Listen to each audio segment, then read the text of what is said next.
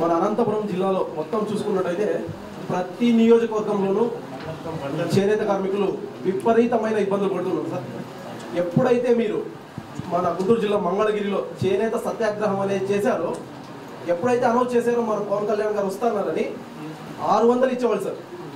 ఒక్కొక్కరికి 600, ఒక నేత కార్మికునికి 600 రూపాయలు ఇచ్చేవాళ్ళు.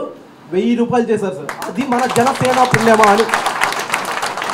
ఎప్పుడైతే మన జనసేన దాని మీద కాన్సన్ట్రేషన్ చేసిందో అప్పుడు 600 ఇచ్చేది 1000 రూపాయలు అయింది సార్. ఇంకొక చాలా దీనమైన పరిస్థితి ఏంటంటే సార్, మాది మేము చేనేత కార్మికులుగా ఉండి సరైన ధరలు, పట్టుకి ధరలు చాలా పెరిగిపోయి, పట్టు చీరల ధరలు చాలా పడిపోయి చాలా ఇబ్బంది పడుతున్నాం సార్. మాకు బెంగళూరు దేవనహళ్ళి ఎయిర్పోర్ట్ నియర్ ఉంది సార్. అరౌండ్ 130 కిలోమీటర్స్ అవుతుంది సార్. మేమంతా 130 kilometres daily sir up and down చేసి దేవనహళ్ళి ఎయిర్పోర్ట్లో కార్గో మూవర్స్గా పనిచేస్తున్నారు సార్ మా నేతన్నలు. కడుపు నిండా అన్నం పెట్టే రైతు ఎంత కష్టాల్లో ఉన్నాడో, మనకు గుడ్డనిచ్చే నేతన్న కూడా అంతే కష్టాల్లో ఉన్నాడు సార్. అసలు తలుచుకుంటే చాలా బాధగా ఉంది సార్. అసలు మాకు ప్రాథమిక శిక్షణ అనేది కూడా లేదు సార్. మేము మా నాన్నకు 3 పిల్లలు సార్. ఒక్కరికి కూడా సంపూర్ణమైన విద్యాభ్యాసం చేయించే శక్తి కూడా లేదు సార్. అప్ టు 15 ఇయర్స్ నుంచి ఇప్పటిదాకా కష్టపడుతున్నాం మేము. 15 సంవత్సరాల నుంచి నేను పనిచేస్తున్నాను సార్ చేనేత మగ్గంలో. ఇప్పటికి కూడా ఏ అభివృద్ధి లేదు సార్. ఒక 1985 యాక్ట్ ప్రకారం సార్, చేనేతకు సంబంధించిన యాక్ట్ అది. యాక్ట్ ప్రకారం చేనేతలో నేసే చీరలు మన పవర్ లూమ్లో నేయకూడదు అని ఒక రూల్ ఉంది సార్. అవును సార్. సార్ 9 ఉన్నాయి సార్. 9 ప్రోడక్ట్స్ ఉన్నాయి.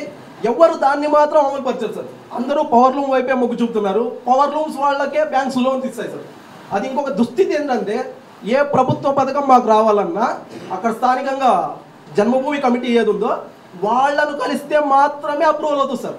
ఎవరిని ప్రశ్నించినా ఏది మాకు జరగట్లేదు సార్. ఇప్పుడు రీసెంట్గా ముద్రా బ్యాంక్ ద్వారా మీ పుణ్యమా అని మీరు ఎప్పుడైతే ఆ సభ చేశారో, ముద్రా బ్యాంక్ ద్వారా 50,000 రూపాయలు ఒక్కొక్కరికి లోన్ ఇస్తామని ప్రకటించడం జరిగింది సార్. లేదు సార్, అది కూడా మన జన్మభూమి కమిటీ వాళ్ళు అప్రూవల్ చేస్తే మాత్రం వస్తుంది సార్. అది కూడా ఎప్పుడైతే మనం ప్రశ్నిస్తామో మనల్ని పక్కన తొక్కేస్తున్నారు. నాకు చాలా సగౌరవంగా చెప్తున్నాను సార్. ఇక్కడ అట్లీస్ట్ మా ఊర్లో, మా మండల కేంద్రంలో కానీ, మా నియోజకవర్గంలో కానీ అట్లీస్ట్ ఒక వార్డు మెంబర్తో మాట్లాడే అంత హక్కు కూడా ఏ ఒక్క పౌడికి లేదు సార్. అక్కడ ఏ ఒక్కడికి ఎవరు మాట్లాడనియట్లేదు సార్. తొక్కేస్తున్నారు. ఇప్పుడు మీ ఒక జనసేన పార్టీ అధ్యక్షుడి దగ్గర నేను మాట్లాడుతున్నానంటే నా జన్మ తరించింది సార్. ఈరోజు మే